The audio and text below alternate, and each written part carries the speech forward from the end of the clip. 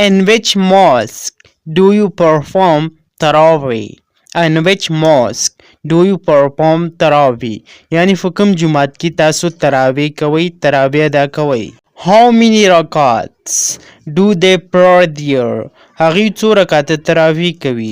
They pray 20 rakats and they finish one juz every night. هغوی 20 رکعته تراویح کوي او په یو رکعت کې یو جز یوه سپاره یوه پاره وایي. They pray 20 rakats and they finish one juz every night. نو ګرانو کتونکو څنګه چې تاسو ته پته ده چې دا چینل موږ د انګلیش په باره کې جوړ کړی چې موږ به تاسو ته انګلیش په خپله مورنۍ ساده پښتو کې ښایو.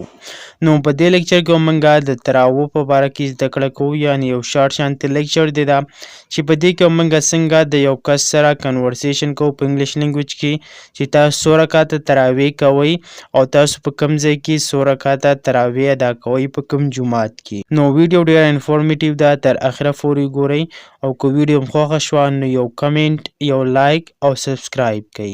نو راځئ چې اوس شروع کړو دا درس. So let's start it. Our first one question is, in which mosque do you perform tarawih? یعنی په کوم جومات کې تاسو تراویح کوئ، کوم جومات کې تاسو تراویح ادا کوئ. In which په کوم ماسک ویلی شي جومات ته. Do you تاسو perform ادا کوئ یا کوئ تراویح. په انګلیش لینګویج کې تراویح ته هم تراویح ویلی شي. Amir, are you going to the mosque for tarawih tonight? Are you going to the mosque for tarawih tonight? آیا ته نن شپه جومات ته د تراویح دپاره ځې؟ Are you آیا ته going ځې to the mosque جومات ته for tarawih د تراویح دپاره tonight نن. یعنی آیا ته نن جومات ته تراویح دپاره ځې؟ کله چې ته د یو چا نه تپوس کوې نو بیا په انګلیش لینګویج کې داسې وي Are you going to the mosque for tarawih tonight? Zaid, yes, I try not to miss any night. هو بالکل زه کوشش کوم چې زما نه یوه شپه هم تراویح قضا نشي، یعنی مس رانه نشي. Yes, هو بالکل. I am زه ځم. I try زه کوشش کوم. not to miss چې مس نه کم قضا رانه نشي. any night یوه شپه هم، یعنی زه کوشش کوم چې زما نه یوه شپه تراویح هم قضا نشي، مس رانه نشي. Amir, which mosque has the best recitation? امیر دې ځای ته وایي چې په کوم جومات کې ښه تلاوت کیږي، یعنی په کوم جومات کې د قاري صاحب خوږ اواز دی ښه قرات کوي. which mosque په کوم جومات کې has the best recitation ښه تلاوت کوونکی دی. هسې تلاوت خو ټول د الله پاک کلام دی، ټول ښه دی، خو لکه د چا چې کوم خوږ اواز وي، کوم ښه تلاوت کوي، قرات کوي، نو د دې نه مراد دغه دی. Zaid, the central mosque has a hafiz with a very beautiful voice. یعنی په دې سنټرل جومات کې، په دې کلي محلي جومات کې یو حافظ دی کوم چې ډېر خوږ اواز دی. د سنټرل ماسک د محلي په جومات کې has a hafiz یو حافظ دی with a very beautiful voice چې ډېر خوږ اواز دی.